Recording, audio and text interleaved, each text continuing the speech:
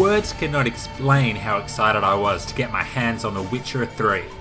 I spent hour after hour glued to the TV screen playing through the second installment, amazed by the ways that it took the series to a whole new level. Judging from the previews of The Witcher 3, I was hopeful that the series would once again take a giant leap forward. I was right. The Witcher 3 takes everything we love about the series and coats it in gold. Be prepared to see The Witcher 3 take up multiple Game of the Year awards later this year.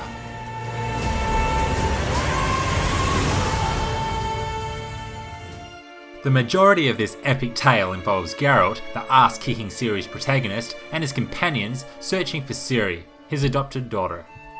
She had been in hiding for the past 6 months but was forced to flee when the Wild Hunt, who are a powerful group of spectres, finally located her. Most of the game is spent travelling from region to region, piecing together the clues of Ciri's whereabouts in a desperate effort to find her before the Wild Hunt do. They plan to use her unique powers to accomplish their goals. In true Witcher fashion, the main story is highly engaging with some moments of excellence. Like the previous games, the choices that you're forced to make heavily impact future events. For instance, your actions may dictate whether key characters live or die. The amount of control that you're given over the narrative is second to none, and this helps truly absorb the gamer into the rich world of The Witcher. However, there's always criticism with the plot in open world games, and in this case, it's that the urgency to save Ciri is lost when you're presented with 1,000,001 other trivial, optional tasks to perform. Ciri is of the utmost importance to Geralt, but before he tries to save her, why not have a game of cards, ride some horses, sit on the bench, watch the sunset, or knock back a few brewskis? I'm sure that most will agree with me when I say that Witcher Geralt is an absolute badass and an excellent character to play as in the Witcher series.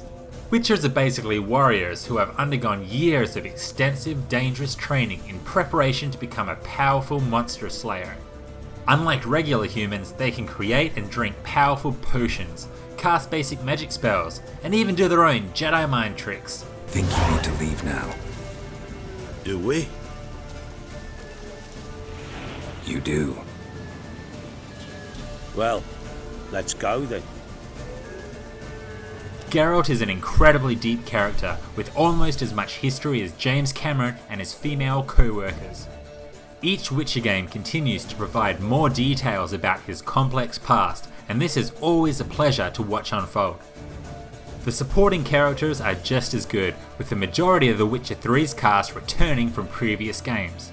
We have our favourite little man, Gimli, Zoltan, the smooth-talking player, Dandelion, and of course, the other angles of Geralt's love triangle, Yennefer and Triss, who both make up a pretty sexy set of pixels. These characters and countless others in the game have a lot to say, and make up around 300 hours of dialogue, which should give some indication of this game's scope. The hundreds of scenes that you'll watch are very well written and interesting, and I highly doubt you'll be skipping through them in a hurry. Damn, Eskel. You got an hourglass figure. And you're an ass. Come on, go. Thing's tight as hell. Now, I'll do the talking. You two fiddle with the crystals. Cadmil blood de toi. Hocus pocus abracadabra splather. What is this? Who's that? So sorry. We were never here. Gods! Did I mention that this game is massive? There is something to do around every corner of this incredibly detailed, beautiful world. The regions that you can visit are split into a few main zones, with hundreds of quests to complete, monsters to slay, and treasures to find. The attention to detail is second to none. It's the little things that really go a long way, such as when Geralt's veins pop out and discolour when he drinks too many potions. He even grows facial hair after a few days have passed. The sunsets, the rain, everything is such a beauty to watch. You truly do get absorbed into the world. This world also has a very mature atmosphere that isn't really kid-friendly most of the time. Just about everywhere that you can visit is littered with violence, sex, drugs, and rock and roll. Well, kinda. The exploration experience, however, wasn't flawless. The Witcher 3 has its fair share of glitches. On the bright side, these issues will no doubt be addressed in future patches. Yeah, we've all played those games where you need to read lengthy quest descriptions, run to a specified location, retrieve an item or kill a monster, then return to where you initiated the quest for a reward. These games are not The Witcher 3. One of the biggest praises I have for this game is the meaningful quests. I have never seen so much effort put into every single side quest that you encounter. This is particularly amazing considering there are so many of them. In The Witcher 3, you need to first find out about what you're dealing with by talking to certain people, then use your Witcher skills to track down the monster's location. What's even better is that everyone relating to these side quests have their own personality. They actually talk to you, often explaining the impact that a certain problem has in their lives. At times, you actually feel for these minor characters, and of course, in true Witcher style, there are often multiple ways to complete these minor quests.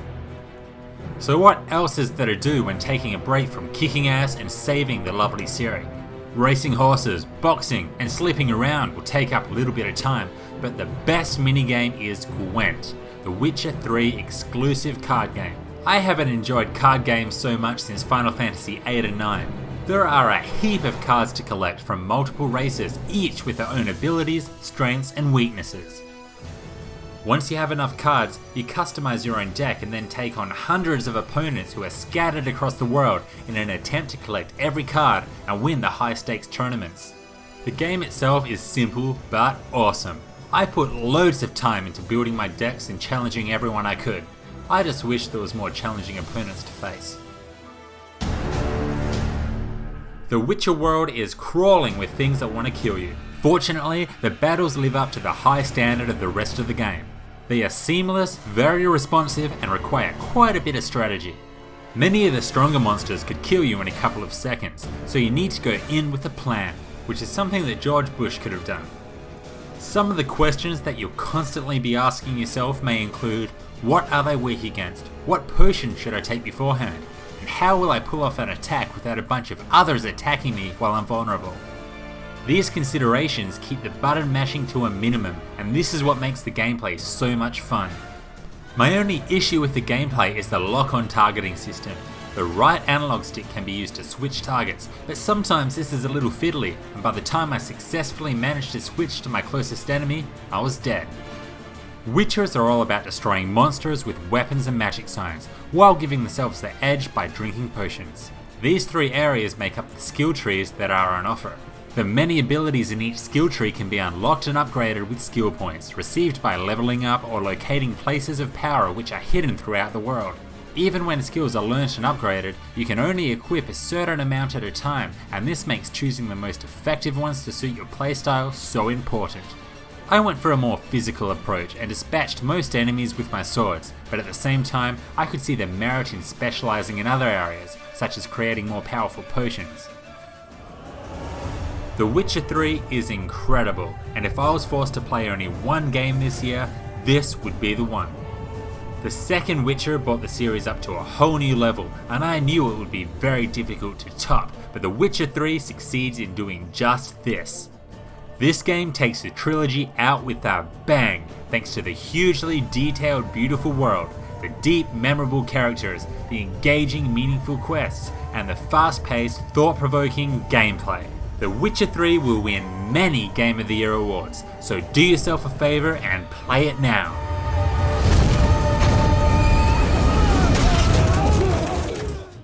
If you liked this video, please click like and subscribe, and check out some of my other videos. Thanks for watching.